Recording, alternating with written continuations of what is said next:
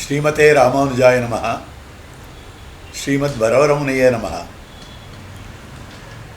ஸ்ரீசைலேஷதயாபாத்திரம் தீபக்தியாதிகுணார்ணவம் யதீந்திரப்ரவணம் வந்தே ரம்யஜாமாதரம் முனிம் லக்ஷ்மீநாதசமாரம்பாம் நாதயாமுனமத்யமாம் அஸ்மதாச்சாரியபர்யந்தாம் வந்தே குருபரம்பராம் யோ நித்யமச்சுதபதாம்புஜயுக்மருக்ம व्यामोहतस्तैतराणि तृणाय मेने अस्मद्गुरोर्भगवतोऽस्य दयैकसिन्धोः रामानुजस्य चरणौ शरणं प्रपद्ये.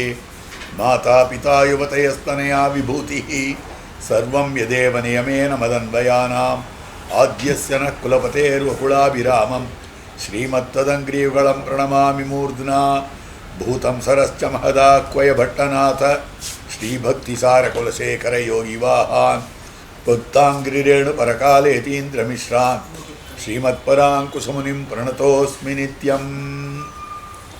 नीलातुङ्गस्तनगिरितटी सुप्तमुद्बोध्य कृष्णं पारार्त्यं स्वं श्रुतिशतशिरः सिद्धमध्यापयन्ती स्वोच्छिष्टायां सजिनिगलितं या बलात्कृत्य भुङ्क्ते गोदा तस्यै नमैदमिदं भूय एवास्तु भूयः.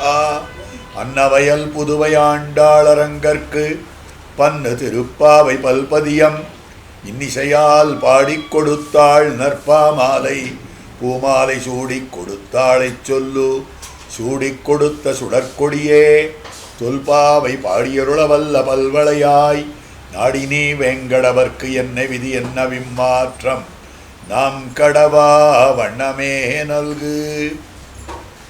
ஸ்ரீமத் வேதமார்க்க பிரதிஷ்டாபனாச்சாரிய வேதாந்தாச்சாரியராய் ஸ்ரீமத் பரமஹம்ச பரிவிராஜகாச்சாரியராய் எழுந்தருளியிருக்கும் நம் யதுகிரி யதிராஜ நாராயண ராமானுஜ ஜீயர் சுவாமியினுடைய பரம கிருபையினாலே திருப்பாவை 6000 படி வியாக்கியானங்களை எல்லாம் வரியடைவே அனுபவிக்கும்படியான ஒரு பாக்கியத்தை பெற்றிருக்கிறோம்.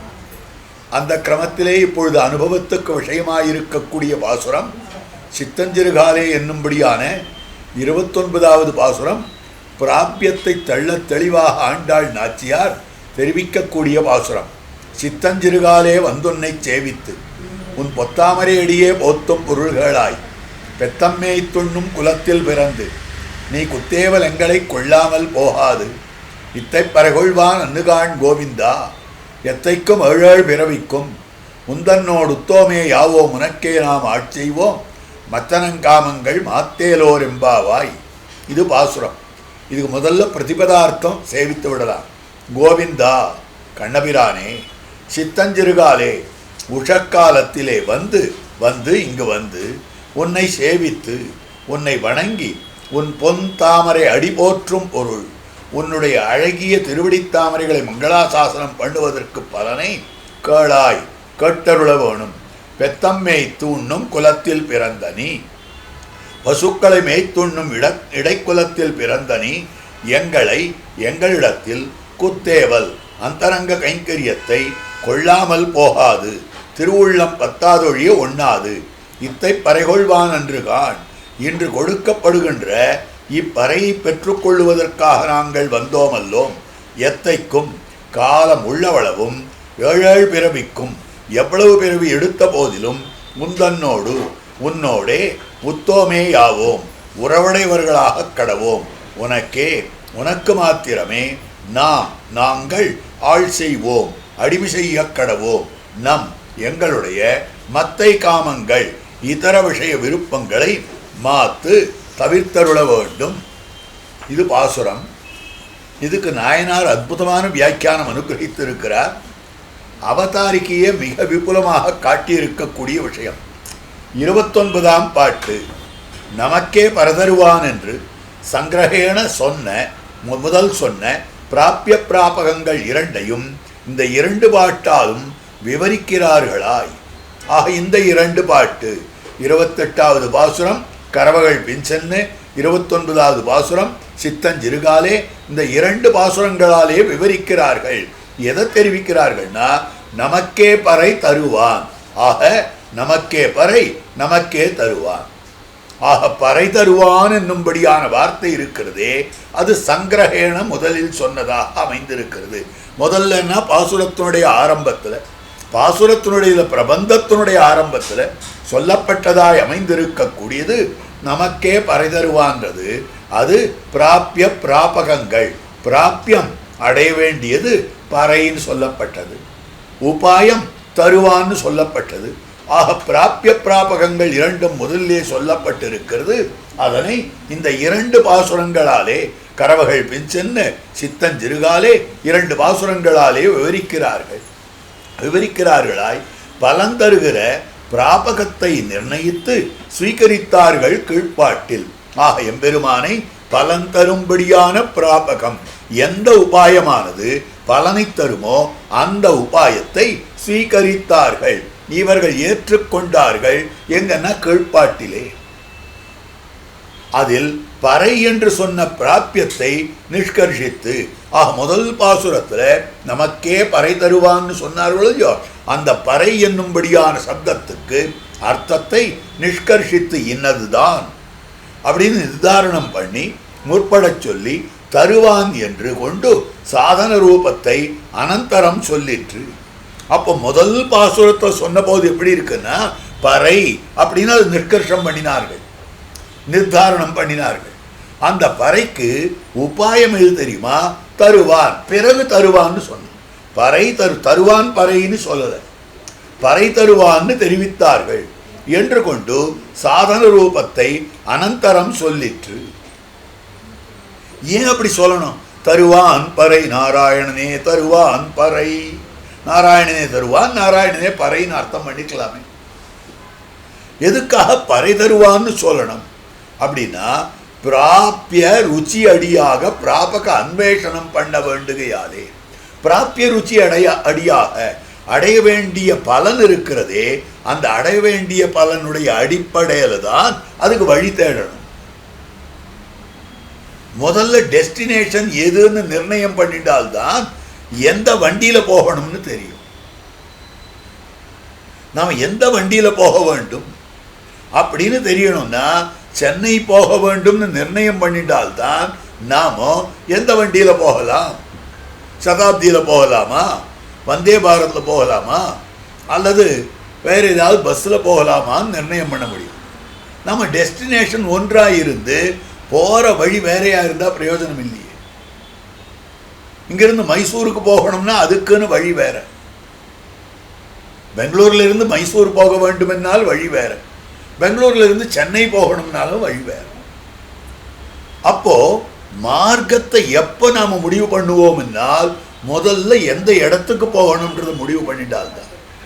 அதே போல பலன் இன்னதுன்றது நிர்ணயம் பண்ணி கொண்டால்தான் அந்த பலன்ல இருக்கக்கூடிய ஆசைக்கு அனுகுணமாக பிராபகம் வழியை தேட முற்படுவோம். அப்போ பிராபக அன்வேஷனம் பண்ண வேண்டுகையாலே அப்படிதான் பண்ண முடியும். அவ்விடத்தில் பிராப்திய சித்தியில் பிராபக ஸ்வீகார அபேட்சத்தை உண்டாகையாலே உபாய ஸ்வீகாரம் பண்ணி பல பிரார்த்தனம் பண்ணுகிறது இங்கு பண்ண வேண்டுகையாலே அவ்விடத்தில் அங்க, அதாவது முதல்ல சொல்லும்படியான நிர்ணய வேளையிலே இன்னது அடையத்தக்கது அதை அடைவிக்கும்படி இன்னதுன்னு சொல்ல வேண்டி இருக்கிறது. ஆனால் இந்த இடத்துல பிராப்பிய சித்தியில் பிராப்பியம் கிடைக்கணும்னா, பலன் கிடைக்கணும்னா என்ன பண்ணணும்? முதல்ல அந்த வழியில போகணும். இன்னது பலன்னு நிர்ணயம் பண்ணிட்டேன், அதுக்கு இது வழின்னு நிர்ணயம் பண்ணிட்டேன், அதனால முதல்ல எனக்கு பலன் கிடைச்சுட்டோம், அப்புறம் நான் வழியில போய் உட்காந்துக்கிறேன்னா முடியுமா? சென்னைக்கு போகணும்னு நிர்ணயம் பண்ணிட்டேன், நான் அடைய வேண்டியது சென்னைன்னு, அதுக்கு வழி எனக்கு ஏதோ இந்த புகை வண்டி இருக்கிறது, ரயில் வண்டி இருக்கிறது, தொடர் வண்டி இருக்கிறது, அதில் போகிறேன்னு சொல்லிக்கலாம். அப்போ என்ன விஷயம்னாக்கா, முதல்ல சொன்னது சென்னைன்னு தான் சொன்னேன், அடுத்தது தான் நான் வந்தே பாரத்னு சொன்னேன்.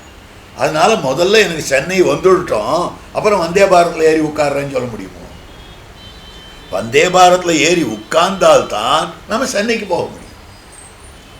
அப்போ பிராப்பிய சித்தியில் பிராபக ஸ்வீகார சாபேட்சத்தை உண்டு. பிராபகத்தை ஏற்றுக்கொள்ளுதல், உபாயத்தை ஏற்றுக்கொள்ளுதல் என்னும்படியானதை எதிர்பார்த்து கொண்டுதான் உபேயம் இருக்கிறது. பலன் கிடைக்க வேண்டுமென்றால் அந்த பலன் உபாயத்தை எதிர்பார்த்து கொண்டிருக்கிறது. உபேட்சதை உண்டாகையாலே உபாய ஸ்வீகாரம் பண்ணி பல பிரார்த்தனம் பண்ணுகிறது. இங்கு இந்த இடத்துல உபாயத்தை ஏற்றுக்கொண்டு பலனை கேட்கிறார். உபாயத்தை ஏற்றுக்கொண்டது உந்தன்னை பிறவி பெருந்தனை புண்ணியம் யாவுடையோம். உபாயத்தை ஏத்துண்டாச்சு கீழ்பாசுரத்தில். இப்ப பலனை கேட்கிறா, உந்தன்னோடு உத்தோமே யாவும் உனக்கே நாம் ஆட்செய்வோம் அப்படின்னு சொல்லும்படியானது. நமக்கே என்கிற அதிகாரி ஸ்வரூபம். இப்ப முதல்ல சங்கிரகம்னு சொல்லி விவரிக்கிறதுன்னு சொன்னார். நமக்கே பறை தருவான்னு 3 வார்த்தை இருக்கு.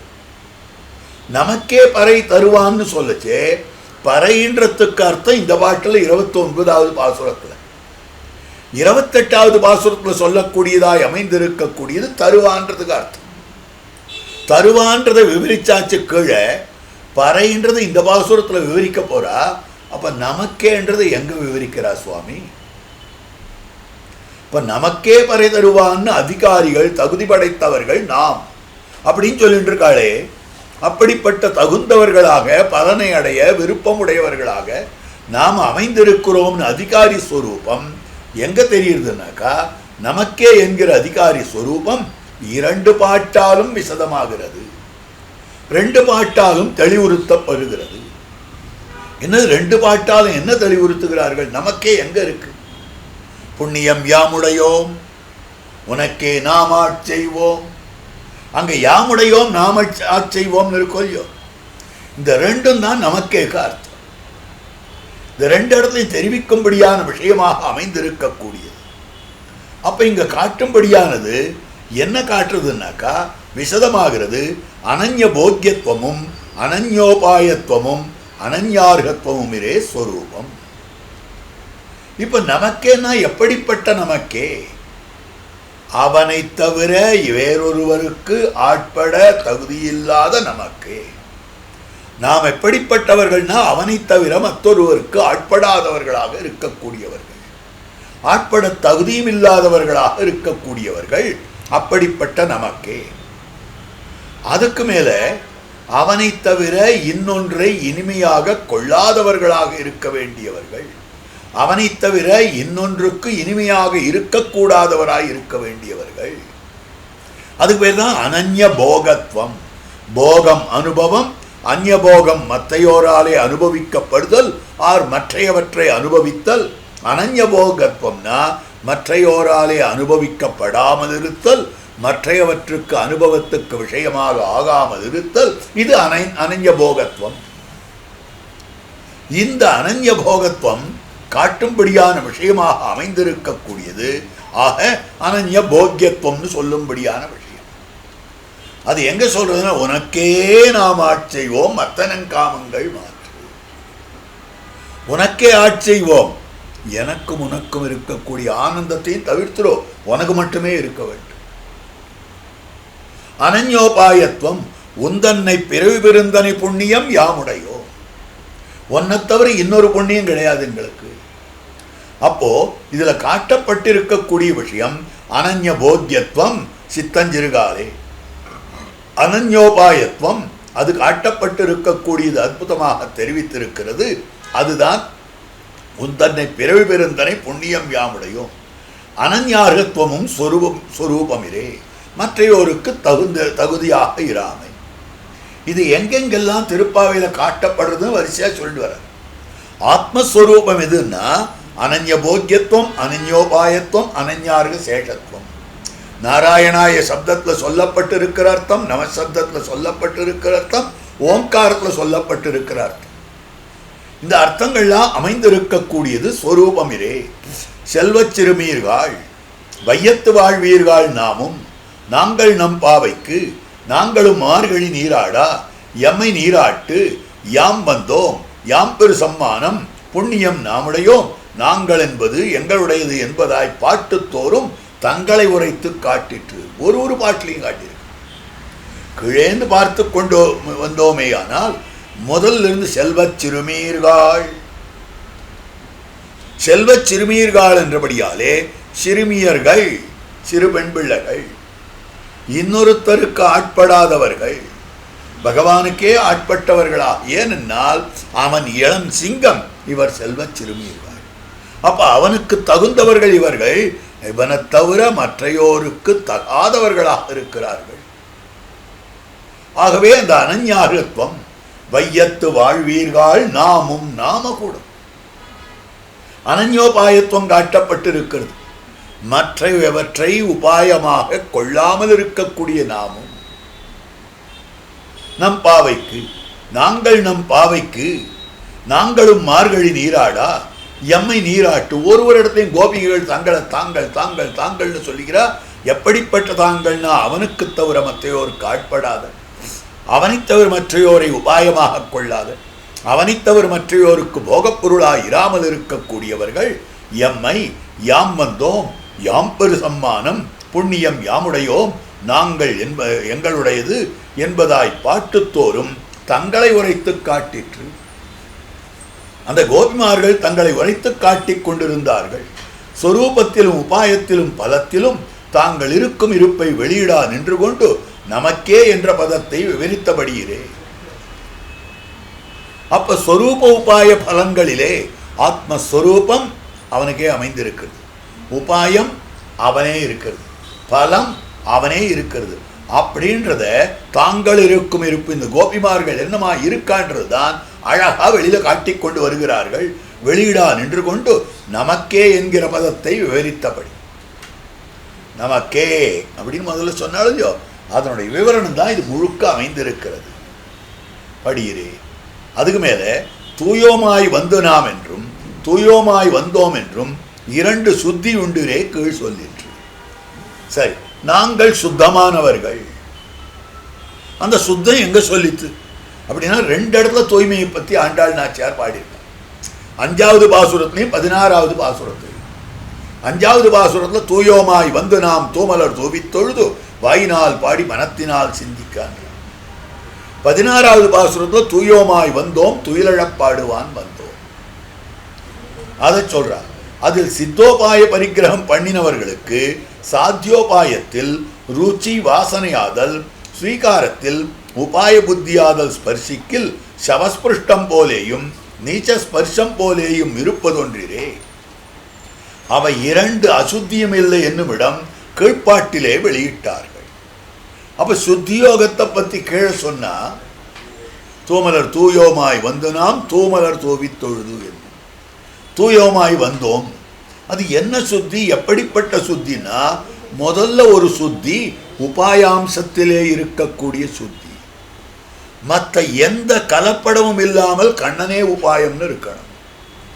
அப்படி இல்லாமல் கண்ணனும் உபாயம், நான் செய்கிற செயலும் உபாயம் அப்படின்னு சொன்னா கண்ணனாகிற உபாயத்துல கலப்படம் இல்ல. இல்ல, கண்ணன் உபாயம், நான் அவனை பிடிச்சுக்கிறோம் இல்லையோ அதுவும் உபாயம். அப்படின்னா அவ்வளவு கலப்படம் இல்லைனாலும் அதுவும் கலப்படம் தான். ஆக ரெண்டுமே கலப்படமாக பொல்யூட்டடா இருக்கிறது. ஃபாரின் பாடி வந்து சேரலாம். அதுல கண்ணன் ஆகிற அந்த நிஷ்கிருஷ்டமாக அமைந்திருக்க வேண்டியதே ஒழிய மற்றொன்னு வந்து சேரக்கூடாது. அப்ப இந்த இடத்துல காட்டக்கூடிய விஷயமாக அமைந்திருக்கிறது சித்தோபாய பரிகிரகம் பண்ணினவர்களுக்கு.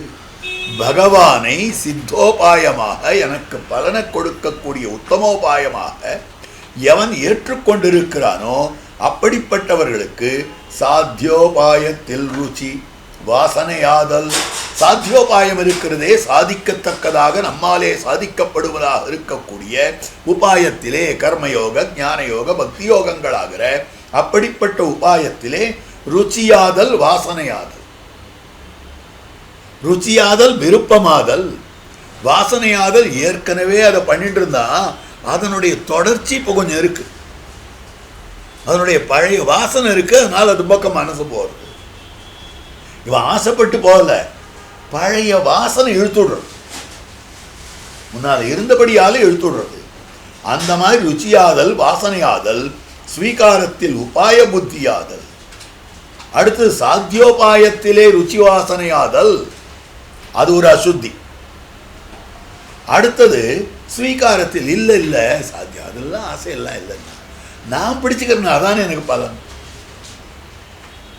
அப்ப நான் சரணாகதி பண்ணினேன், அதுதான் உபாயம் அப்படின்னு ஸ்வீகாரத்தில் உபாய புத்தியாதல் ஸ்பர்சிக்கில். அந்த ஸ்வீகாரத்தில் உபாய புத்தி வந்ததே ஆனால், அது தொட்டு விட்டதே ஆனால், சாத்தியோபாயத்தில் ருச்சி வாசனை இருந்ததே ஆனால், அல்லது ஸ்வீகாரத்தில் உபாய புத்தி, ருச்சியாசனா ருச்சியும் வாசனையும் ரெண்டு சொல்லலாம், அல்ல ருச்சியாகிற வாசனை, வாசனையால் வந்த ருச்சி அப்படின்னு சொல்லலாம். ஆக ஸ்பர்சிக்கில் சவஸ்பிருஷ்டம் போலேயும் நீச்சஸ்பர்ஷம் போலேயும். அப்ப சாத்தியோபாயத்தில் ஒரு சம்பந்தம் வேணும்னு ஆசை இருந்ததே ஆனால் அது சவஸ்பிருஷ்டம். சவஸ்பிருஷ்டம்னா மிருதமான சரீரத்தை தொட்டா நமக்கு தோஷம் இல்லையா? அப்ப அந்த உபாயத்துல இது நடையாடிற்றேயானால் அப்போ ஒரு தோஷம் வருது. மிருதமான சரீரம், ஜீவன் இல்லாத சரீரத்தை தொட்டால் எப்படிப்பட்ட தோஷமோ அந்த தோஷம் சவஸ்பிருஷ்டம் போலேயும் நீச்சஸ்பர்ஷம் போலேயும். அத நீச்சன் பதிதன், பதிதன்னாக்கா ஒழுக்கமற்றவன் அர்த்தம். ஒழுக்கம் இல்லாத நீச்சன் இருக்கிறானே அப்படிப்பட்டவனை தொட்டால் அப்பவும் தோஷம். ஹீன சக்கியம், ஹீன பிரேஷ்யம், ஹீனகேக நிஷேவனம், இதெல்லாம் நமக்கு அவத்தியத்தை விளைவிக்கக்கூடியது.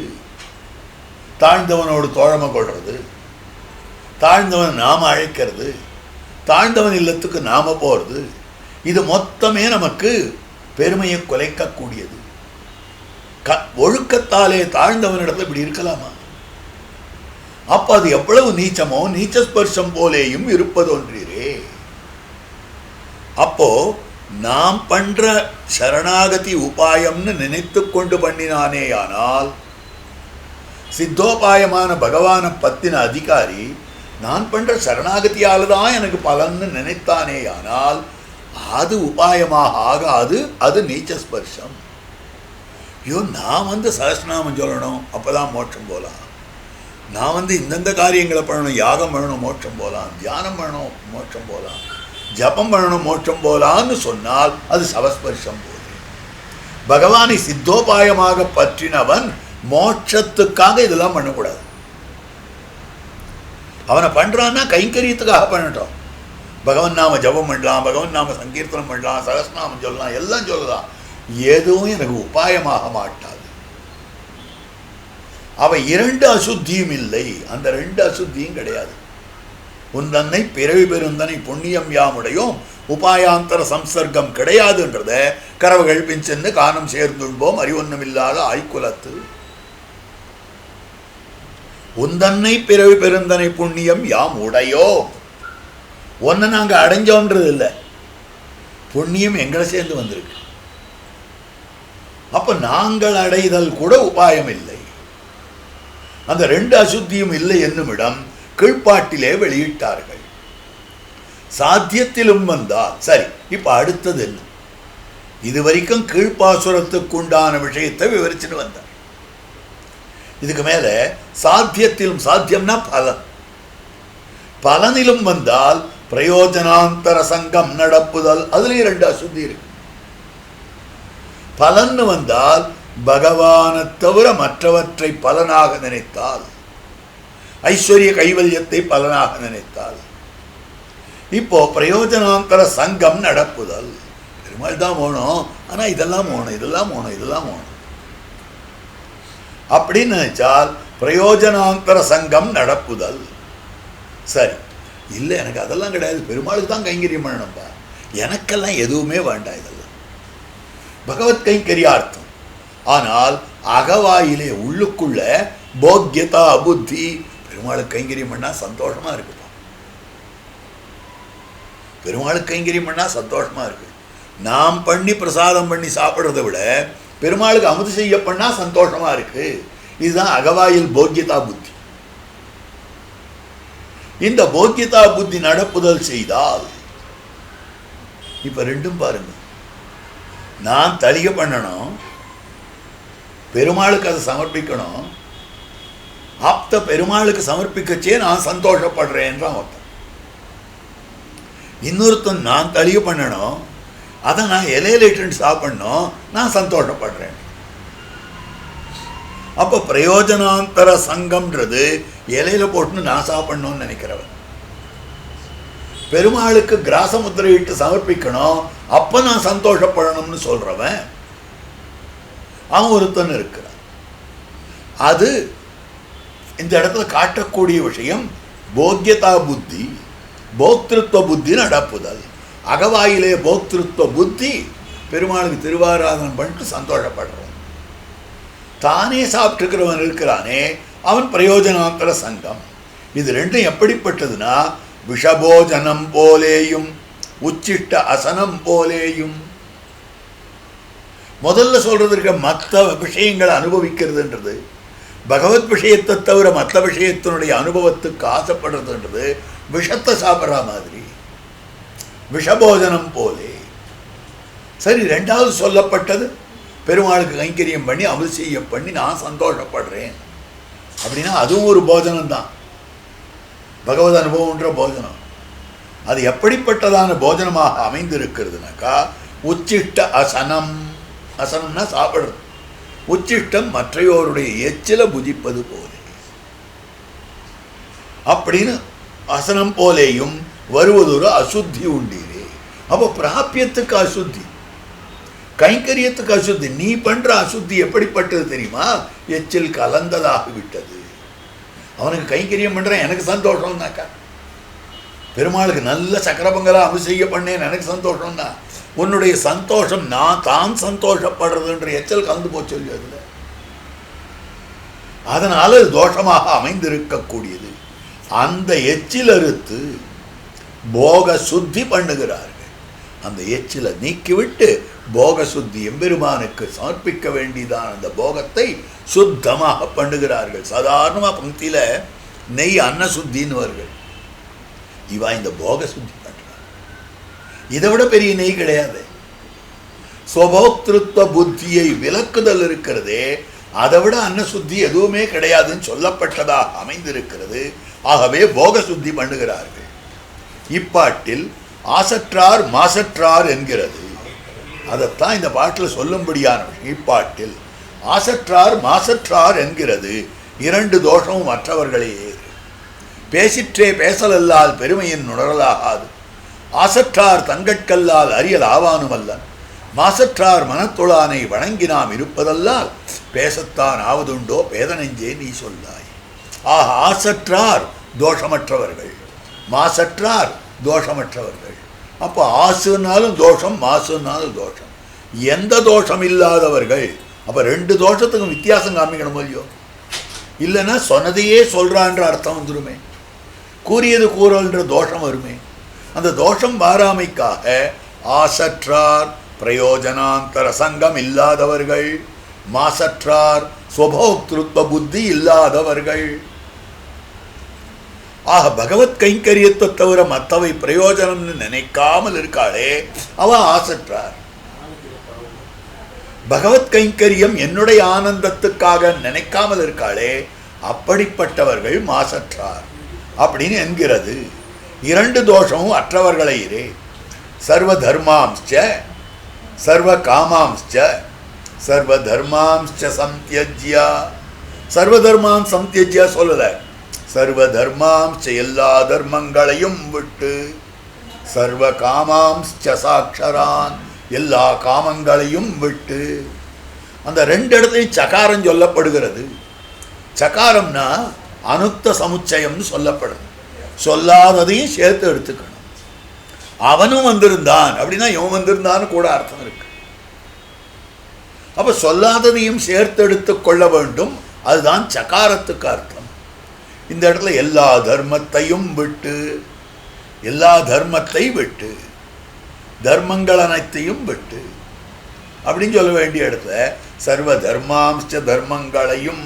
அந்த உண்மைக்கு என்ன அர்த்தம்னா கர்மஜான பக்தி யோகங்களாகிற தர்மம் மாத்திரம் இல்லை, நீ பண்ற சரணாகதி உபாயம் என்கிற எண்ணத்தையும் விட்டுடு. அதே மாதிரி மற்ற பிரயோஜனங்கள், ஐஸ்வர்யம் கைவல்யம் முதலானதான பிரயோஜனங்கள், சர்வ காமான் எல்லா விஷயத்தையும் விட்டு. அது மாத்திரமல்லாமல் நீ கைங்கரியம் புருஷார்த்தம்னு சொன்னாலும் என் ஆனந்தத்துக்குன்ற எண்ணத்தையும் விட்டுடு. அதுதான் இந்த இடத்துல சர்வ காமாம்சா. தொழுமின் தூயமனத்தராய் இறையும் நில்லா துயரங்களே. ஆழ்வார் திருவாய்மொழியில் காட்டக்கூடிய பாசுரம். தொழுமின் தூயமனத்தராய், எம்பெருமானுக்கு கைங்கரியம் பண்ணுங்கள், சுத்தமான ஹிருதயத்தோட கைங்கரியம் பண்ணுங்க. கைங்கரியத்தால் அவனுக்கு ஆனந்தம்ன்ற எண்ணத்தோட பண்ணுங்க. உங்க ஆனந்தத்துக்காக கைங்கரியம் பண்ணாதுங்க. உபாய பரிகிரகத்தினுடைய அனந்தரத்தில் ருச்சிகாரியமாக வருவதொரு பேற்றில் துவரையும். இப்ப என்ன வரும்? எம்பெருமானு உபாயமாக பற்றிவிட்டோம், பகவானு பிடிச்சிருந்தாச்சு, பகவான் தான் உபாயம், அந்த உறுதிப்பாடு எனக்கு வந்துடுது. அப்படி வந்த பிற்பாடு ருச்சி காரியமாக அந்த பலனை அடைய வேண்டும் என்பதற்காக என்ன ஆகிறதுனால் பேற்றில் வருவதொரு துறை, பலனை அனுபவிப்பதிலே வரும்படியான ஒரு துறை, ஒரு துடிப்பு. பண்ண வேண்டியதெல்லாம் படி முடிச்சாச்சு, அப்ளிகேஷன் போட்டுட்டேன். அந்த நிறுவனத்தினுடைய சேர்மனை நன்னா தெரியும், அவரும் கொடுத்துட்றேன்னு சொல்லிட்டார். இன்னும் ஆர்டர் வரலையே, இன்னும் ஆர்டர் வரலையே, துடிப்பு இருக்கும். க்ஷணே க்ஷணே மெயிலை பார்த்துட்டு இருக்கும்போது மெயில் ஏதாவது வந்திருக்கா, மெயில் ஏதாவது வந்திருக்கா. ஏன் இதை பார்க்கிறோம்? நாம தான் உத்தம உபாயத்தை பற்றி ஆகிவிட்டது. அப்ளிகேஷனை போட்டு அந்த சேர்மனே நீர் தான் எனக்கு கொடுக்கணும்னு சொல்லி அவரும் ஓகே சொல்லிட்டார். இத்தனை சொன்ன பிற்பாடும் இன்னமும் ஏன் அந்த பலன் வரவில்லை என்று கரை குருகும் காலம் எண்ணி இருப்பர்கள். அப்போ வருவதொரு பேற்றில் துறை. அப்ப ருச்சி காரியமாக வரக்கூடியது. அந்த இடத்துல, அந்த நிறுவனத்தில் எனக்கு போக வேண்டும் என்கிற ஆசை, அந்த ஆசையினுடைய காரியமாக பேற்றிலே வரும்படியான துறை, பலனை அனுபவிக்க வேண்டும் என்னும்படியான துறை. அடுத்தது சாத்தியத்தில் சாதன புத்தி நடக்கும்படியான கலக்கம். ஒருவேளை போய் கேட்கலாமா, அவரை போய் பார்த்துட்டு வரலாமா? அவரை போய் பார்க்கிறதே பரம பிரயோஜனம். அவரை போய் பார்த்துட்டு ஒரு கும்பிடு போட்டு வரலாமா? அப்ப ஞாபகம் வச்சுட்டு திருப்பி கொடுப்பாரோ அப்படின்னு சொல்லுவது இருக்கிறதே, அந்த கலக்கமும் வந்து சேர்றது. இன்னும் வரலையே, ஒருவேளை அவரை போய் பார்க்கலாமோ நினைக்கிறோமோ இல்லையோ, அந்த மாதிரி அமைந்திருக்கக்கூடியது. அதனால் இந்த இடத்துல பேற்றில் ருச்சிகாரியமாய் பேற்றில் துவரையும், சாத்தியத்தில் சாதன புத்தி நடக்கும்படியான கலக்கமும், ஆர்த்தியை ஆவிஷ்கரித்து வளைக்கவும். ஆர்த்தியை ஆவிஷ்கரித்து, இன்னும் கிடைக்கலையே கிடைக்கலையே கிடைக்கலையேன்னு சொல்லி சொல்லி சொல்லி அவளை நிர்பந்தப்படுத்துறது, வளைக்கையும். இது ஏன்னா அந்த உபாயத்தை யார் ஏற்றுக்கொண்டிருக்கிறானோ அவனுக்கு வரக்கூடியது இதெல்லாம் சம்பாவிதமான குணங்கள். பிராபியாந்தர ஸ்ரத்தை குலைகையும். ஐயோ, எனக்கு இது விட்டா வேற வழி கிடையாது, இது விட்டா வேற இடம் கிடையாது, இதுதான் எனக்கு வேணும் அப்படின்னு வேற பிராபியத்தில் இருக்கக்கூடிய ஸ்ரத்தையும் கொலையணும். புருஷார்த்தத்தில் அவிச்சின்னமான பாரிப்பு. அந்த பலன் வந்ததுன்னா தொடர்ச்சியாக கூடவே இருக்கணும், தொடர்ச்சியாக அந்த அனுபவத்தை பெற்றே இருக்க வேண்டும். பாரிப்பும் பிராபியம் சபலமாம்படியான அபேட்சை. அந்த பலன் நமக்கு பூர்ணமாக கிடைக்க வேண்டும் அப்படின்ற வேண்டுகோள். இது மொத்தம் இவை ஆறும் பரிகிரகித்த உபாய பலமாய் விளையுமவை. பகவானை உபாயமாக பத்தினோமே ஆனால் என்னென்ன கிடைக்கும்னா இந்த ஆறையும் காட்டும்படியான விஷயமாக அமைந்திருக்கிறது. பேற்றிலே விளையும்படியான துறை, ஒரு துடிப்பு, சாத்தியத்திலே சாதன புத்தி, ஆர்த்தியை ஆவிஷ்கரித்தல், பிராபியாந்தர ஸ்ரத்தை கொலைகை, புருஷார்த்தத்தில் அவிச்சின்னமான பாரிப்பு, பிராபியம் சபலமாம்படியான அபேட்சை. இந்த ஆறும் பகவான உபாயமாக பத்தினவனுக்கு வந்தே தீரும். இதை உருவாக்கிக்கணுன்றதுல அது தானா வரும், ஆட்டோமேட்டிக். இதுதான் தெரியும்படியான விஷயமாக அமைந்திருக்கிறது. ஒன்றை ஒருத்தருக்கு கொடுக்கிறேன்னு சொல்லிட்டோம், கொடுக்கிறேன்னு அவர் சொல்லியிருக்காரு, கட்டாயம் கொடுப்பார், அந்த நம்பிக்கை இருக்கு. ஆனா இன்னும் கொடுக்கலையே, அந்த துடிப்பு இல்லையா? அவர் கொடுக்கலையே, ஒருவேளை ரிமைண்ட் பண்ணுறதுக்காக போயிட்டு வரலாமோ? இதெல்லாம் பண்ணக்கூடிய காரியம். அப்போ பார்க்கிற போது உபாய பலமாய் விளையும் அவையிலே காலமே கண்ணுறங்காதே வந்து தோளும்படியான துறை. இதெல்லாம் கோபிமார்களுக்கு உண்டா? கீழ்ப்பாசுரத்தில் உந்தன்னோடு உறவேல் நமக்கு இங்கொழிக்க ஒழியாது புண்ணியம் யாமுடையோம் அப்படின்னு அவ்வளவு தூரம் சொல்லியிருக்கா. இப்ப இதெல்லாம் கோபிமார்களுக்கு இருந்துதா? அதெல்லாம் எங்க காட்டுறது இந்த பாசுரத்துல? கோபிமார்களுக்கு வந்துதா அப்படின்னா, காலமே கண்ணுறங்காதே வந்து சின்ன குழந்தைகள், செல்வ சிறுமியர்கள் 8 மணி வரைக்கும் தூங்கிட்டு இருக்கணும். இந்த குழந்தை 3:30 மணிக்கெல்லாம் எழுந்துத்துள்ள எல்லாம் எழுந்து கண்ணன பெருமானுடைய திருமாளிக்கு வந்தாளையோ. காலமே கண்டுறங்காதே வந்து துவளும்படியான கண்ணனுடைய திருமாளிகை வாசல்ல காத்துட்டு இருக்குதுங்கள குழந்தைகள். அப்ப அந்த துவரை உபாய பரிகிரகத்தாலே ஏற்பட்டிருக்கக்கூடிய துவரை, போற்றுதற்கு பொருள் தேடும்படியான கலக்கம், போற்றும் பொருள் கேளாய். சிற்றஞ்சிறுகாலே வந்து முதல்ல சொன்ன, அடுத்து போற்றும் பொருள் கேளாய். போற்றுதற்கு என்னதுக்கு பொருள்? போற்றுதற்கு என்ன அர்த்தம் கேட்கணும்? அவனை போற்றணும், போற்ற வேண்டும், அவ்வளவுதான், முடிஞ்சு போச்சு. ஏன்னு கேட்டா இவாளுக்கு வேற எந்த பிரயோஜனத்திலையும் ஆசை கிடையாது. அப்ப அவனை ஸ்தோத்திரம் பண்றாளே, அது எது உபாயம் கிடையாது. உபாயம் அல்லாததான ஸ்தோத்திரம் பலமாக தான் இருக்கணும்.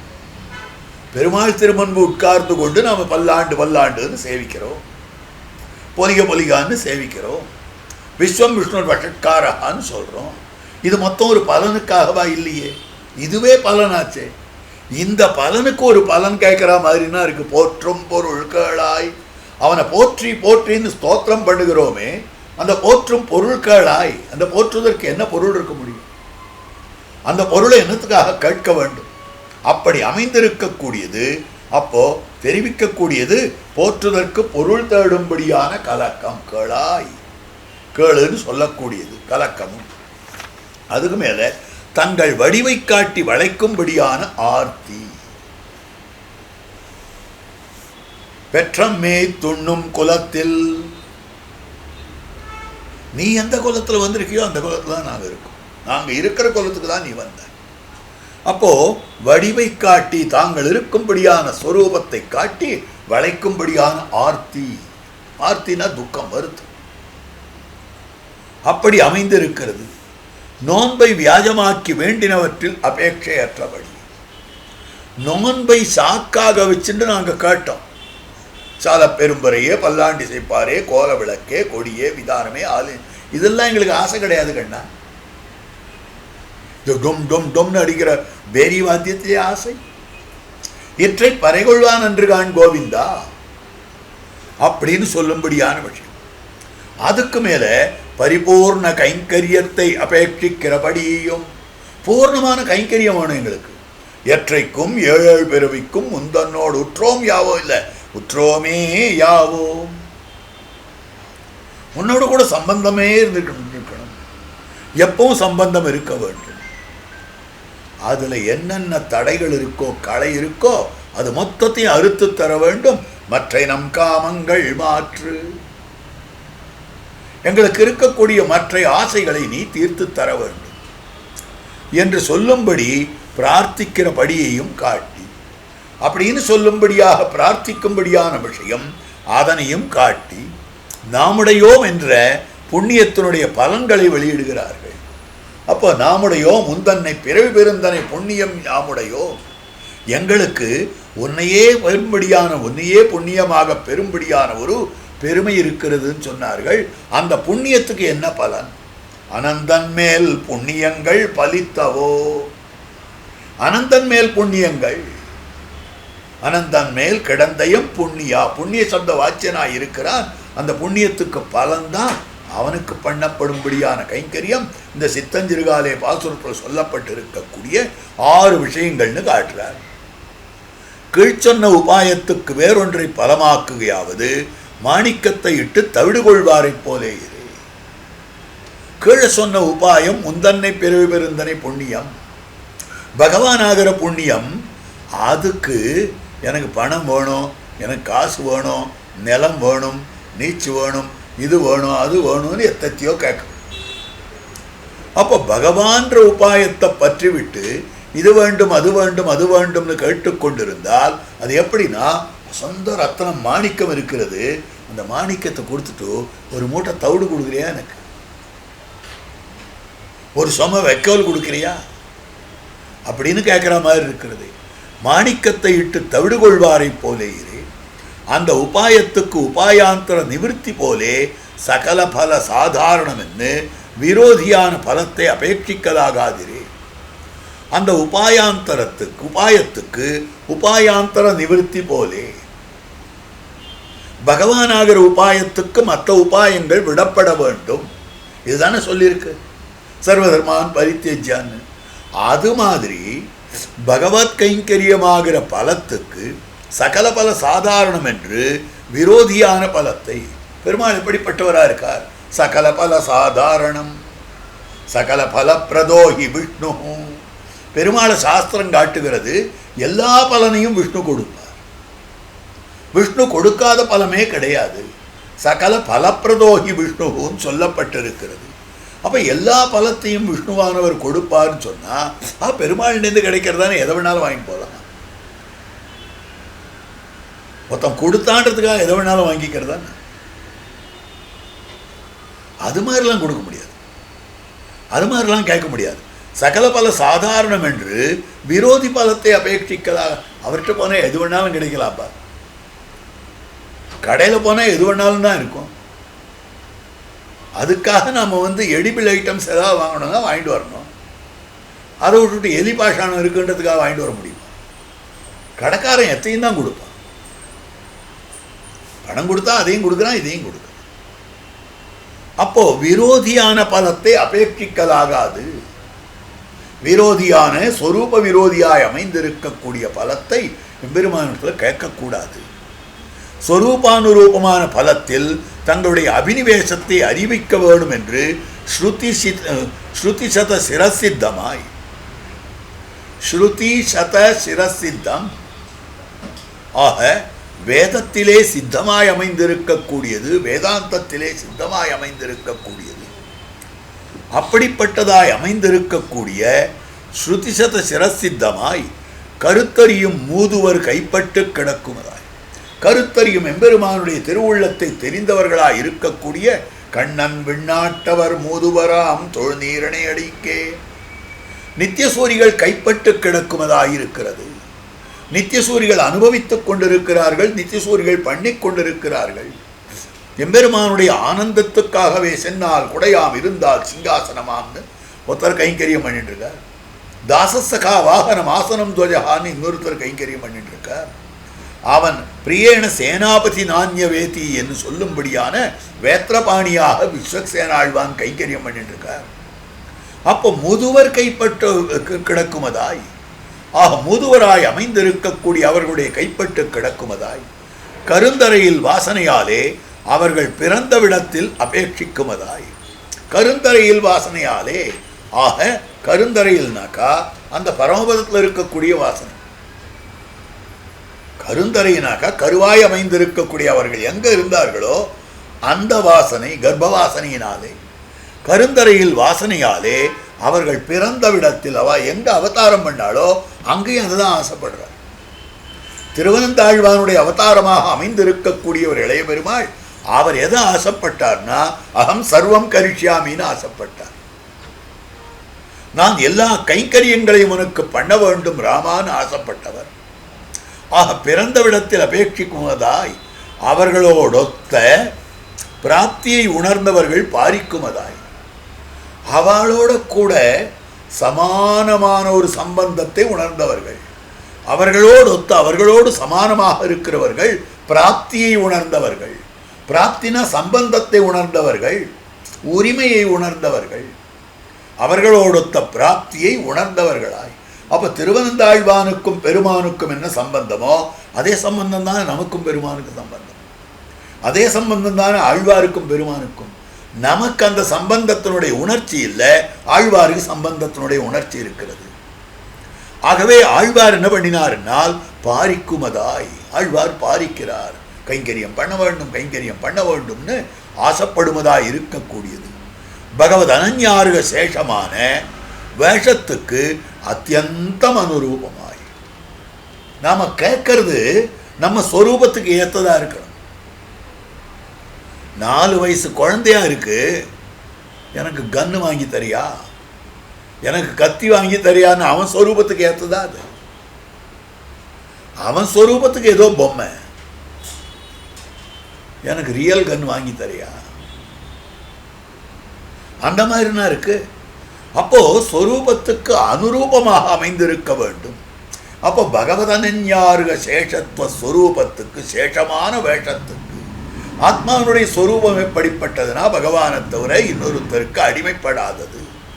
எப்ப அடிமைப்பட்டதோ அடிமை செய்யணுமோ இல்லையோ அந்த அடிமைதான் இங்க அத்தியந்தம் அனுரூபமாய் ஈஸ்வரனுடைய முகவிகாசத்துக்கு ஏதுவாயிருந்துள்ள பரம பிராப்தியம். பகவானுடைய சந்தோஷத்தை, பகவானுடைய முகவிகாசம் அவனுக்கு சிரிப்பு உண்டாக்குவதற்கு ரீசனா இருக்கு. இது காரணமாக இருக்கிறது. ஹேத்துவாய் இருந்துள்ள பரம பிராபியத்தை, மேலான பிராபியமாக இருக்கக்கூடியதை பிரபந்த நிகமனம் பண்ணுகையாலே 30 பாட்டு முடிக்க போறா.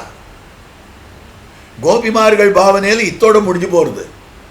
அடுத்தது ஆண்டாளா தான் சொல்றா.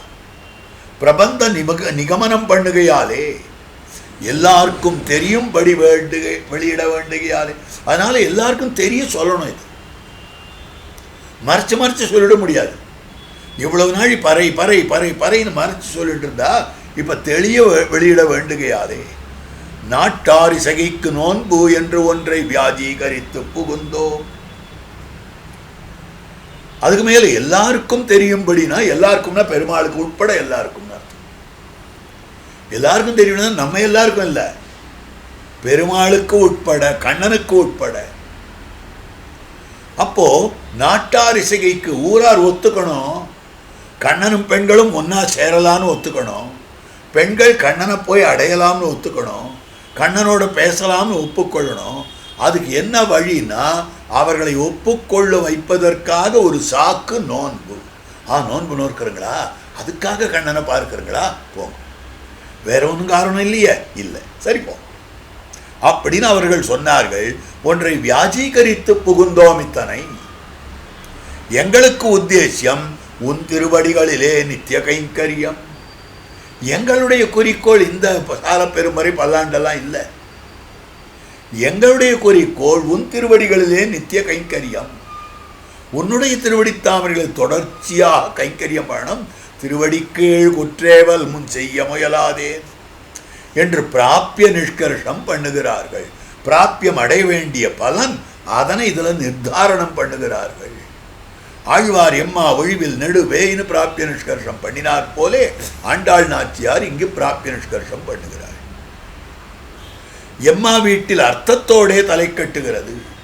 எம்மா வீட்டு திறமும் செப்பம் என்னும்படியான திருவாய்மொழியிலே ஆழ்வார் காட்டியிருக்கக்கூடிய அர்த்தம், எம்பெருமானே என் ஆனந்தத்துக்காக நீ மோட்சம் கொடுத்தாலும் மாட்டான், ஒன் ஆனந்தத்துக்காக நரகம் கொடுத்தாலும் அமையும். எம்மா வீட்டு திறமும் செப்பம் ஒன்று பேசாது என்று தெரிவித்திருக்கிற வார்த்தை அர்த்தத்தோடே தலை கட்டுகிறது. எம்மா வீட்டிலே பிராப்பியத்தை நிஷ்கர்ஷித்து ஒழிவில் காலத்திலே பிரார்த்தித்து அது தன்னுடைய எல்லை நிலமான பாகவதானுபவத்தை நாளும் வாய்க்கா என்று நெடுமார்க்கடிமையிலே பிரார்த்தித்தார் ஆழ்வார். இப்போ எம்மா வீட்டில் பிராப்பியத்தை நிஷ்கர்ஷித்தார். இன்னதுதான் பிராப்பியம். தனக்கேயாக எனை கொள்ளுமீதே, தனக்கேயாக எனை கொள்ளுமீதே. எம்பெருமான் என்னை கொள்ள வேண்டும், அவனுக்காக மட்டுமே கொள்ள வேண்டும். என்னமோ ஆழ்வார் ஆசைப்பட்டார், கொடுத்தேன். வேண்டாம். கைங்கரியம் எதுக்கு அவருக்கு கொடுத்தா அப்படின்னா எனக்கு பிடிச்சிருந்து கொடுத்தேன்னு கொடு. ஆழ்வாருக்காக கொடுத்தேன், அவர் ஆசைப்பட்டார், அவர் சந்தோஷப்பட்டோம், சந்தோஷப்பட்டு போட்டோமே, சாப்பிட்டு போட்டோமே அப்படின்னு கொடுக்கல. எனக்கு பிடிச்சிருந்து கொடுத்தேன். நிஷ்கர்ஷித்து அந்த கைங்கரியம் இன்னதுன்னு முதல்ல அசர்டைன் பண்ணிட்டார். அதுக்கப்புறம் இந்த கைங்கரியத்தினோட ரிக்வெஸ்ட் இருக்கு. முதல்ல தனக்காகத்தான் நிர்ணயம் பண்ணிட்டார், தனக்கேயாக என்னை கொள்ளும் மீது என்ன. அடுத்ததாக ஒழிவில் காலத்தில் மூணாம்பத்தில் தெரிவித்திருக்கக்கூடிய விஷயம், அந்த கைங்கரியத்தை பிரார்த்தித்தார். ஒழிவில் காலமெல்லாம் உடனாய் மன்னி வழிவிலா அடிமை செய்ய வேண்டும் நாம். அதை ஒழிவில் காலத்தில் பிரார்த்திக்கிறார். பிரார்த்தித்து அது தன்னுடைய எல்லை நிலமான பாகவதானுபவத்தை, அந்த கைங்கரியத்தினுடைய எல்லை நிலம் அந்த கைங்கரியம் எவ்வளவு தூரம் போகணும் தெரியுமா? அதனுடைய லிமிட் பவுண்டரி எது தெரியுமா? பாகவதானுபவத்தை, பாகவதர்களுக்கு கைங்கரியம் பண்ண வேண்டும், பாகவதர்களை அனுபவிக்க வேண்டும், பாகவதர்களோடு சேர வேண்டும். நாளும் வாய்க்கனங்கட்கு என்று நெடுமார்க்கடிமையிலே பிரார்த்தித்தார். நாளும் வாய்க்கா கொடுமாவினையே அவன் அடியார் அடியே கூடும் இதுவல்லால் விடுமாறு என்பதன் நந்தோ என்மோவலகு பெருனமே. அப்ப அவனுடைய அடியவர்களோட சேர வேண்டும் என்று நாளும் வாய்க்கனங்கட்கு நல்நீர் கடலை படைத்து தன் தாளும் தோளும் முடிகளும் சமலில்லாத பரபரப்பி, அது நாளும் வாய்க்கா தொடர்ந்து எங்களுக்கு கிடைத்து கொண்டே இருக்க வேண்டும் பாகவத சமாகமம் அப்படின்னு பிரார்த்தித்தார் ஆழ்வார். அப்போ அந்த ஆழ்வாரை விட இவர்களுக்குள்ள வாசி. இப்ப ஆழ்வார் 2ஆம் பத்துல பிராபிய நிஷ்கர்ஷம் பண்ணினார், 3ஆம் பத்துல பிராபிய பிரார்த்தனையை பண்ணினார், 8ஆம் பத்துல பிராபிய பிரார்த்தனையினுடைய எல்லையை பாகவத சமாகமத்தை பிரார்த்தித்தார். அவளை விட கோபிமார்களுக்கு என்ன வித்தியாசம்? அவர்களிற்காட்டில் இவர்களுக்கு வாசி. கோபிமார்களுக்கு என்ன வித்தியாசம் அப்படின்னா, நீராட போதுவீர் ஆரம்பிக்கிச்சே பாகவதால் அழிச்சா. எல்லாரும் போந்தாரோ, நடுவில் எல்லாரும் வந்துட்டாளோ என்று புருஷார்த்தத்தில் சரமாவதியிலே முதலடியிலே நின்று நீராட போதுவீர்னு சொன்னா, ஆறாருக்கெல்லாம் ஆசை இருக்கிறதோ வாருங்கள் முதல் பாட்டில் 6லிருந்து 15 வரைக்கும் எழுப்பினார்கள். எழுப்பின உடனே எல்லாரும் வந்துட்டாளான்னு எண்ணி பார்த்துட்டா. எல்லாரும் போந்தாரோ அப்படின்னு சொல்லும்படியான வார்த்தையாக இருக்கிறது. சரமாவதியிலே முதலடியிலே நின்று அது நிலை நிற்கைக்காக. ஆரம்பத்திலேயே சரமாவதியிலே கடைசியில் நின்று ஆழ்வார் 8ஆம் பத்துல நிலை நின்னத ஆண்டாள் முதல் பாட்டில் இருந்தாள். அது நிலை நிற்கைக்காக. அந்த பகவத் சேஷத்துவம், பகவத் பிராபியத்துவம் ஆண்டாளுக்கு தொடர்ந்து இருக்க வேண்டும், கோபிமார்களுக்கு தொடர்ந்து இருக்க வேண்டும் என்பதற்காக பிராபிய நிஷ்கர்ஷம் பண்ணி அர்த்திக்கிறார்கள். இந்த பிராபியத்தை இதில் நிஷ்கர்ஷிக்கிறார்கள். அப்படின்னா என்ன அர்த்தம்? ஆழ்வார் தனக்கேயாகன்னு சொன்னார். தனக்கேயாகன்னு சொன்னது எது வரைக்கும் போக வேண்டும் என்றால் கைங்கரியம் வரைக்கும் போக வேண்டும். அந்த கைங்கரியம் எவ்வளவு தூரம் போகணும்னா பாகவதானுபவம் வரைக்கும் போக வேண்டும்னு ரூட் காண்பிச்சார். ஆண்டாள் முதல்ல டெஸ்டினேஷனில் நின்றுட்டார். பாகவதர்களை அழைக்கிறார். நீராட போதுவீர் போதுமினோ நேரிழையீர், எல்லாரும் போந்தாரோ போந்தார் போந்தண்ணிக்கொள் அப்படின்னு அழைச்சு முடிச்சுட்டு இதை நிலைச்சு நிற்கணும்னா இதனுடைய ஆதாரம் எது தெரியுமா? பெருமாள் தான். பெருமாளுடைய அடியவர்கள் இருந்தால்தான் இவா உத்தேசியம். அப்போ பெருமாளிடத்தில் நம்ம பக்தி மாறாமல் இருந்தால்தான் பாகவத பக்தி மாறாமல் இருக்கும். அதனால இந்த இடத்துல பகவத் விஷயம் பிராபியம்னு இங்க நிஷ்கர்ஷம் பண்ணும்படியான விஷயமாக அமைந்திருக்கிறது. பிராபிய நிஷ்கர்ஷம் பண்ணி அர்த்திக்கிறார்கள், பெருமாளிடத்தில் பிரார்த்திக்கிறார். ஆவாவென்று ஆராய்ந்தருள் எம்மேல் விழியாவோ என்று பெண்கள் அக்ரூரன் மனோரதித்தாற் போலே மனோரதித்து கொண்டு வந்தபடியே நாமும் பெரிய ஆதரத்தோடே புறப்பட்டிருந்து வந்த காரியங்களை சொல்லுங்கோள் என்று கேட்டு வேண்டுவனும் கொடுக்க இசைந்து பறைகொண்ட காலத்துக்கு பெரும் சன்மானம் பண்ணுவதாக இசைந்து வந்த காரியம் தலை கட்டி விட்டோம், திரிய பறைதாராய் என்று நின்றார்கள். இப்ப பெருமாள் நினைக்க ஆரம்பிச்சார், ஐயோ நாம் ஒரு தப்பு பண்ணியிருக்கோம். என்ன தப்பு பண்ணியிருக்கோம்னா, தெரிவித்திருக்கக்கூடிய வார்த்தை அதாவது ஆழ்வாரிற்காட்டில் எல்லாரும் போந்தாரோ என்று. அப்போ ஆவாவென்று ஆராய்ந்தருள், பெருமானே நாங்கள் எதுக்கு வந்திருக்கோம்னு ஆராய்ந்து அருள்வாயாக கீழே இந்த பெண்கள் பிரார்த்தித்தார்களோ. எம்மேல் விழியாவோ, எம்பெருமானே நீ எங்களை கட்டாட்சிக்க வேண்டும், கட்டாட்சிக்க மாட்டியோ அப்படின்னு கேட்டார்கள் என்று பெண்கள் அவ்வளவு ஆசையா கண்ணன் இருக்கிற இடத்துக்கு வந்தார். அக்ரூரர் எப்படி கண்ணன் இருக்கிற இடத்துக்கு கம்சனுடைய மாளிகைக்கு கண்ணனை அழைத்து கொண்டு செல்ல வேண்டும் என்பதற்காக வந்தபோது மனோரதம் பண்ணிட்டே வரார். மாம் அக்ரூரே திவக்ஷதி. கண்ணன் என்ன பண்ணுவார்னா, அவர் திருமாளிகை வாசல்ல தேரை கொண்டு நிறுத்துவேன், நேரம் நம்ம மாத்து வாசல்ல தேர் வந்திருக்குன்னு சொல்லிட்டு ஓடி வருவார். என்னை பார்த்தது மாம் அக்ரூரே திவக்ஷதி, அக்ரூரா அக்ரூரான்னு கண்ணன் கூப்பிட போறாருன்னு மனோரதிச்சுட்டு வர்றார்.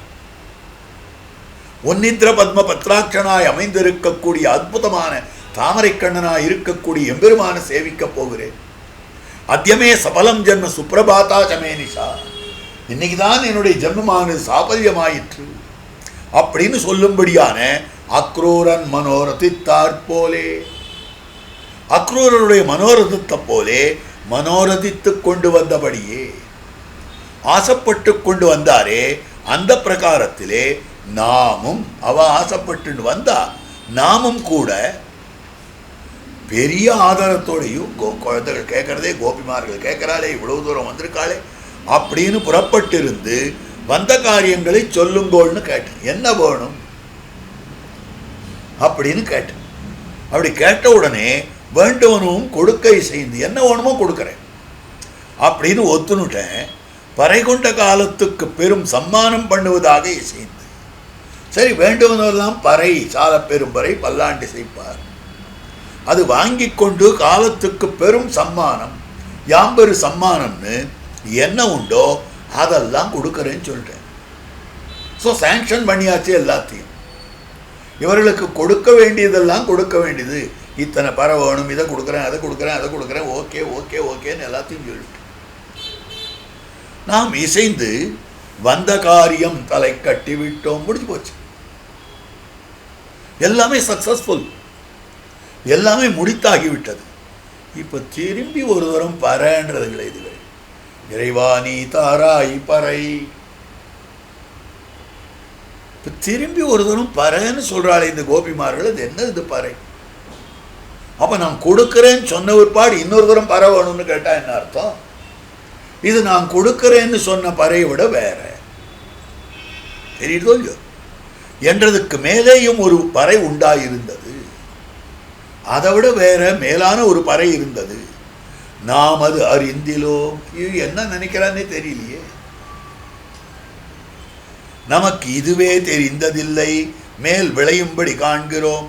இதுவே தெரியல, மேலே என்ன ஆறுதுன்னு பார்க்கலாம். Let us wait for a hall அப்படின்னு கண்ணன் காத்துன்னு இருக்கான் என்று பேசாதே இருந்தான். அப்போ எங்கள் துறையையும் தலை தடுமாறான பரிமாற்றத்தையும் கண்டு வைத்து, எங்கள் துடிப்பை பார்த்த தலை தடுமாறான பரிமாற்றம், போற்றும் பொருட்களாய் தலை தடுமாறும்படியாக போற்றுவதற்கு எங்கேயாவது பொருள் உண்டா? நாங்கள் கேட்குறவாளா? மற்ற பிரயோஜனங்களை ஆசைப்படாதவர்கள் போற்றும் பொருள் கேளாய்னா பகவானாகிற உபாயத்தை பற்றி விட்டு அதுக்கப்புறம் அடுத்த க்ஷணத்திலிருந்து எந்த காரியமாக இருந்தாலும் பலன்தானே. அப்போ நாங்கள் போற்றுவதற்கு எத்தையாவது கேட்போமா? தலை தடுமாறி போச்சுங்கிறது. அந்த மாதிரி அமைந்து இருக்கக்கூடியது பரிமாற்றத்தையும் கண்டு வைத்து, இதுக்கு ஹிருதயம் கேட்டிலை, இதுக்கு என்ன விஷயம், என்ன கருத்து, என்ன அபிப்பிராயம் கொண்டிருக்கிறீர்கள், இதை கேட்க மாட்டேன்றீங்களே. எங்கள் நினைவை கேளாய், எங்களுடைய எண்ணம் என்ன இருக்குன்னு கண்ணாக்கள் என்று தொடை தட்டுகிறார்கள். தொடை தட்டுகிறார்கள்னாக்க தூங்கிட்டு இருக்கிற கண்ணனுக்கு பட்டு பட்டுன்னு தட்டி எழுப்புற, அடிச்சு எழுப்புற. தொடை தட்டுகிறார்கள். கீழ்ப்பண்ணின பிராபக ஸ்வீகாரம் தான் அசத் சமமாம்படியான பிராபிய ருச்சி. கீழே பிராபக ஸ்வீகாரம் பண்ணினார்கள். பகவானே நீயே உபாயமாக அமைய வேண்டும் என்று பிராபக ஸ்வீகாரம் பண்ணி இருக்கிறார்கள். அதுவே ஒன்றும் இல்லை, அசத் சமம் இல்லை, அதெல்லாம் ஒன்றுமே இல்லை. கோபிமார்கள் எதையும் பண்ணலைன்னு சொல்லும்படியாக இப்போ அவருடைய ருச்சியை விளைவிக்கிறார். ஓன்னு அழுதார்கள், அதை விட அதிகமாக இப்போ அழ ஆரம்பிச்சா. அப்போ அந்த அழுகையே தேவை, அது ஒன்றும் அழுகையே இல்லைப்பா, இதுதான் அழுகு. அப்போ கீழ்ப்பண்ணின பிராபக ஸ்வீகாரம் அசத் சமமாம்படி, கீழே பறைத்தாராய் பறைத்தாராயின்னு சொன்னது அசத் சமம், அது ஒன்றும் இல்லை. பிராபிய ருச்சியையும், அப்போ அடைய வேண்டிய பலன்களை வாழ்க்கை இருக்கக்கூடிய ருச்சி வேகம் இருக்கிறதே, அந்த ருச்சியையும் உன்னாலே பேரு என்று அறுதியிட்டால் நீ வர கண்டிருக்க ஒண்ணாதபடி இருக்கிற துறை, ஒன்னால் தான் பலன் அப்படின்னு நாங்கள் அசட்டின் பண்ணிட்டோம். ஒன்னால் தான் பலன் என்பதை நாங்கள் உறுதிப்படுத்தி கொண்டிருக்கிற போது நீ வர வரைக்கும் பொறுத்துட்டு கூட முடியாது. பலன் ஒன்னால் என்ற போது அடுத்த க்ஷணம் குதிச்சுன்னு வர வேண்டாமா? நீ என்னைக்கு வரையோ வரட்டோன்னு காத்துட்டு இருக்க முடியுமா? அதெல்லாம் காத்துட்டு இருக்க முடியாது. எப்போ ஒன்னால பலனோ இம்மிடியட் ரிசல்ட் வேணும் எங்களுக்கு. அப்படி இருக்கிற துறையையும் எங்கள் ஆற்றாமையின் சுபாவத்தையும் கேளாய். எங்கள் ஆற்றாமையின் சுபாவம், எங்களால் தாங்கிக் கொள்ள முடியாததான சுபாவம் இருக்கிறதே, அதையும் நீ கேட்பாயாக, நீ கேட்டுக்கொள்ளுவாயாக என்று சித்தஞ்சிறுகாலே வந்துன்னை சேவித்து உன் பொத்தாமரையடியே போத்தும் பொருள்களாய் பெத்தம்மையை துண்ணும் குலத்தில் பிறந்து நீ குத்தேவலங்களை கொள்ளாமல் போகாது. இத்தை பரகொள்வான் அன்னுகான் கோவிந்தா, எத்தைக்கும் ஏழேழ் பிறவிக்கும் குந்தன்னோடு தோமையை யாவோம் உனக்கே நாம் ஆட்செய்வோம் மத்தனங்காமங்கள் மாத்தேலோர் எம்பாவாயின்னு பாசுரம். இந்த பாசுரத்தினுடைய அர்த்த விசேஷங்களை எல்லாம் அடுத்த காலக்ஷேபத்திலே சேவிக்கலாம்.